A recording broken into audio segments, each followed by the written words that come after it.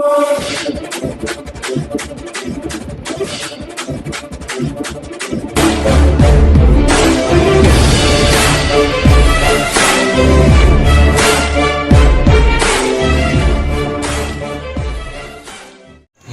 प्यारे हिंदुस्तान न्यूज 24/7 में आपका हार्दिक स्वागत है। खबर अब तक से आम आदमी पार्टी के कार्यकर्ताओं और पदाधिकारियों ने डीजल, पेट्रोल, रसोई गैस व दैनिक उपयोग की दूसरी जरूरी चीजों की बढ़ती कीमतों के विरोध में प्रदर्शन कर राष्ट्रपति के नाम डिप्टी कमिश्नर को सौंपा ज्ञापन।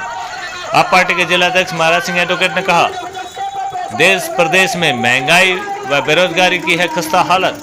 आपका आरोप रोजी रोटी कमाने के लिए कोई धंधा नहीं है और हाथ में कटोरा थामने के लिए मजबूर कर दिया है युवाओं को। ऐसे में युवाओं को अपराध की दलदल में धकेल दिया है भाजपा ने। आम आदमी पार्टी रोहतक के जिले के कार्यकर्ता व पदाधिकारियों ने पेट्रोल, डीजल, रसोई गैस व दूसरी जरूरी चीजों की बढ़ती कीमतों के विरोध में प्रदर्शन कर डिप्टी कमिश्नर को राष्ट्रपति के नाम ज्ञापन सौंपा।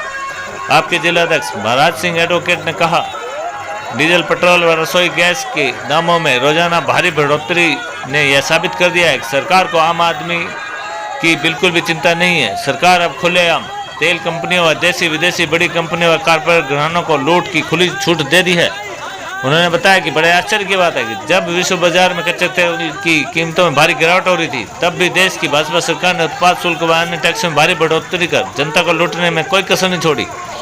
आप पार्टी के जिलाध्यक्ष ने कहा, देश प्रदेश में केंद्र की भाजपा सरकार ने वादा किया था कि प्रत्येक वर्ष 2 करोड़ लोगों को रोजगार देंगे। अगर हरियाणा की बात ही करें तो प्रदेश में रोजगार की हालत चिंताजनक है। आज का युवा डिग्री लेकर सड़कों पर घूम रहा है, उसके पास रोजी रोटी कमाने के लिए कोई धंधा नहीं है और हाथ में कटोरा थामने के लिए मजबूर कर दिया है भाजपा ने। ऐसे में अपराध की दलदल में धंसता जा रहा है।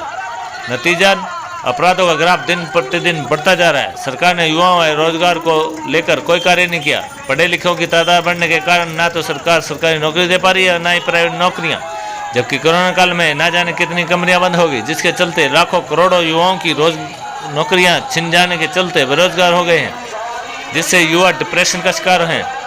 बेरोजगार होने के कारण आत्महत्या के मामले दिन प्रतिदिन बढ़ते जा रहे हैं। लोगों के घर का खर्चा मुश्किल चल रहा है और यह बात निश्चित तौर पर सरकार भी जान रही है। इसलिए प्रदेश की खट्टर सरकार व मोदी सरकार बेरोजगारी पर कोई चर्चा नहीं करती। उन्होंने कहा कि आगे लोग निश्चित तौर पर शिक्षित ना हो पाए, रोजगार ना मांग पाए, इसलिए उन्होंने शिक्षा तथा तकनीकी शिक्षा एवं उच्च व्यावसायिक शिक्षाओं की फीस को कई गुना बढ़ा दिया है। लाख रुपए की जरूरत होती है एक चपरासी की पोस्ट के लिए भी। PhD, MBA, M.Tech जैसे शिक्षित लाखों युवा फार्म भरते हैं। सरकार ने पिछले कई सालों से निकली नियुक्तियों को भी रद्द कर दिया, बेरोजगारी के आंकड़ों को छुपा लिया है। बेरोजगारी का आलम यह है कि बीजेपी शासित सभी राज्यों में अध्यापक, होमगार्ड, आंगनवाड़ी वर्कर, प्राइवेट कर्मचारी, दिहाड़ीदार मजदूर आदि को काम मिलना मुश्किल हो गया है। बेरोजगारी बढ़ने की वजह से मध्यम वर्ग की कमर टूट चुकी है और वह लगातार गरीबी रेखा से नीचे जा रहा है। सरकार को 2014 में किए गए अपने वादों को पूरा करना चाहिए। रोहतक से विशाल सैनी की रिपोर्ट।